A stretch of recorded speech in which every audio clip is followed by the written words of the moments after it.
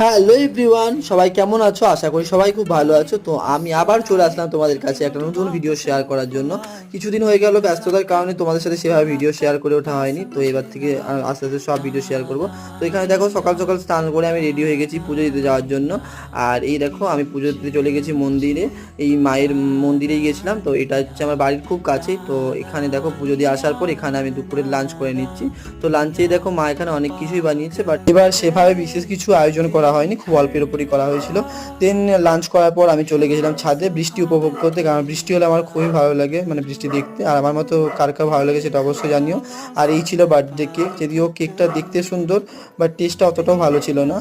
আর এই দেখো আমি এখানে কেক কাটার জন্য রেডি হয়ে গেছি। আমার কেমন লাগছে সেটা কিন্তু অবশ্যই কমেন্ট করে জানিও। দেন সব কিছু হবার পর আমি এখানে একটা কেক কাটিং এর পর একটা ছোট্ট ইনস্টা শট বানিয়ে নিয়েছিলাম। তো এই ছিল বার্থডে ব্লগ আমার। আর কেমন লাগলো